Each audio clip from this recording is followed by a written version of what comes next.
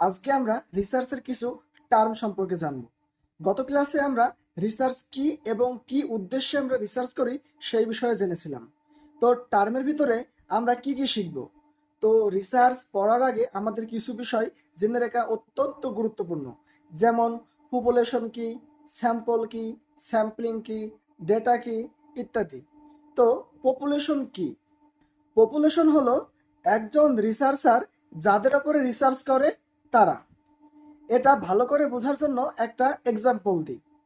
মনে করেন একজন রিসার্চার এমন একটা বিষয়ে রিসার্চ করতে চাচ্ছে যে ঢাকার ভিতরে যাদের বয়স 30 বছরের নিচে, 1 থেকে 30 বছর বা 30 বছরের নিচে, তাদের মেন্টাল হেলথের কন্ডিশনটা কেমন এই বিষয়ে রিসার্চ করতে চাচ্ছে। তাহলে ঢাকার ভিতরে 30 বছরের নিচে যতগুলো মানুষ আছে সবাই হবে আমার পপুলেশন। আমার রিসার্চের জন্য সবাই হবে আমার পপুলেশন। এবার আমরা জানবো স্যাম্পল এবং স্যাম্পলিংটা কি। পপুলেশন তো লাখ লাখ মানুষ আমাদের ছিল। এখন একজন রিসার্চারের পক্ষে তো এই লাখ লাখ মানুষের কাছে গিয়ে ডেটা সংগ্রহ করা সম্ভব না। লাখ লাখ মানুষের উপরে কিন্তু তার রিসার্চ করা সম্ভব না। তখন একজন রিসার্চার কি করে? তখন তিনি একটি নির্দিষ্ট টেকনিক বা একটা সিস্টেমের উপর নির্ভর করে কিছু মানুষ বা আলাদা করে নেয়, বেছে নেয় যাদের উপরে সে রিসার্চ করবে। যেই সিস্টেম বা টেকনিকের মাধ্যমে লাখ লাখ মানুষের ভিতর থেকে কয়েকজন মানুষ আলাদা করে নিল, সেই সিস্টেম বা টেকনিকটাকে বলে স্যাম্পলিং টেকনিক বা স্যাম্পলিং। আর যাদের আলাদা করে নিল তাদের বলে স্যাম্পল। এটা একটা ভালো করে উদাহরণ দিলে বোঝা যায়, যখন ভাত রান্না করা হয় তখন কিন্তু হাঁড়ির ভিতরে অনেক চাউল থাকে। ভাত হয়েছে কিনা দেখার জন্য কিন্তু সব ভাত টিপে দেখা লাগে না, কিছু ভাত টিপে দেখলেই কিন্তু বোঝা যায় যে ভাত হয়ে গেছে। ঠিক তেমনই ভাবুন, পপুলেশন থেকে কিন্তু পপুলেশনের উপর নির্ভর করে কিন্তু রিসার্চ করা সম্ভব না, কারণ পপুলেশনের সাইজ হয় অনেক বড়, বিশাল।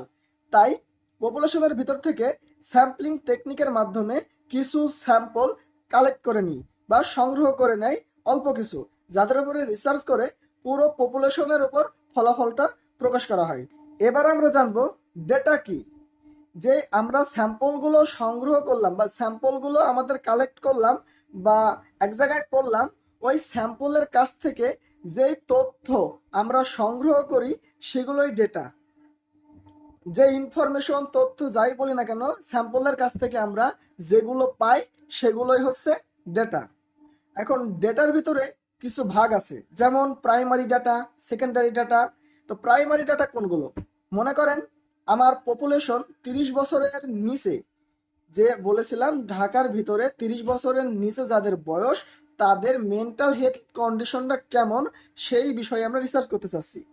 ধরে নিলাম, সুবিধার জন্য ধরে নিলাম যে আমার পপুলেশন হচ্ছে 5 লাখ, আর আমি স্যাম্পল বেছে নিয়েছি একটা টেকনিকের মাধ্যমে, যে 1000 বা 100 আমি স্যাম্পল বেছে নিয়েছি 5 লাখের ভিতর থেকে, ধরে নিলাম।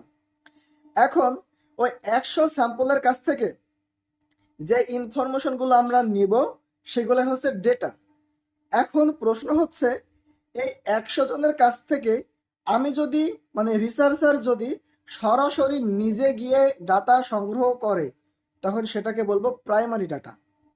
আর রিসার্চার যদি সময় তার না থাকে বা বাজেট কম থাকে, সেই ক্ষেত্রে তিনি নিজে না গিয়ে অন্য কারো মাধ্যমে বা আগে যে এই বিষয়ে রিসার্চ করেছে তার কাছ থেকে অর্থের বিনিময়ে, টাকার বিনিময়ে কিছু তথ্য কিনে নিতে পারে। যদি তিনি এমন করে তখন সেটাকে আমরা বলবো সেকেন্ডারি ডাটা। আরেকটা ডাটা হচ্ছে কোয়ান্টিটিভ ডাটা এবং কোয়ালিটেটিভ ডাটা। কি?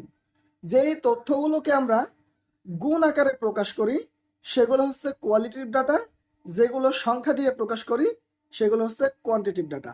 যেমন উদাহরণ দিলে বোঝা যাবে, এখন যদি বলি এখানে কতজন স্যাম্পল আছে, এখানে কিন্তু অবশ্যই আমাদের সংখ্যা ব্যবহার করতে হবে, যে 100 জন। এখন যদি বলি 100 জনের মেন্টাল হেলথ কন্ডিশন কেমন, আমরা কেন বলতে পারবো না 10, 15, 20 সংখ্যা দিয়ে প্রকাশ করতে পারবো না? আমরা বলবো ভালো, খুব ভালো, খারাপ, আমরা কি গুণগত মান হিসাবে প্রকাশ করব। আশা করি এই বেসিক টার্মগুলো আমি ভালো করে বোঝাতে পেরেছি। যারা শিখতে চান তারা যদি না বুঝে থাকেন ভিডিওটা আরেকবার দেখতে পারেন।